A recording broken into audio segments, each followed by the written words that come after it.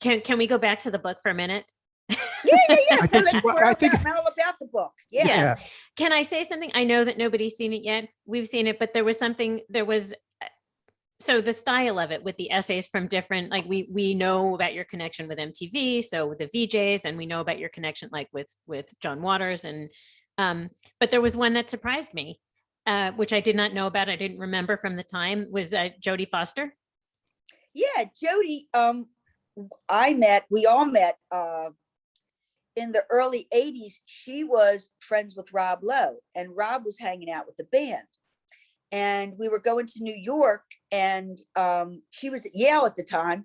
And Rob said, "Oh, I'm going to bring a friend of mine along with me, Jodie." And we're like, "Sure." So she just started hanging out with us. And then we went to England to work on the record, and she was in Europe. She was shooting a film, and she came over and hung out with us in the UK for a while. And, we just all became friends. And I became really close friends with her because we lived close to each other. I just loved her. I thought she was wonderful. She was interested in our lifestyle because she came from a very shiny, perfect sort of environment. And we were kind of gruff and crazy and wild. And she'd never been around people like us. And I think it was exciting for her to hang around with a bunch of nitwits like us. She was having the time of her life. I mean, we were running from club to club, and like I say, in the book, I think I say, like, we were all happening at the same time. We all had a lot of money. We were just our careers were just starting out.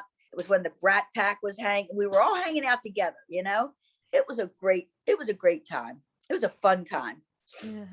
So grateful for all that. Yeah, that's such a great connection. It's great for us to hear how she was connected to you, because you think of her, obviously she's a, brilliant actress and kind of intellectual. Academic, she's not, you wouldn't think we're hanging around with we were kind of a punk band, really. But those are all great times. Yeah, she was just a kid. Also manic energy. Paul Rubens wrote a bit in the book. What was your relationship with Paul?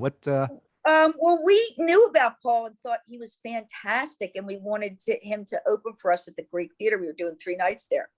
So he said that he would, and showed up with Steve Martin that night.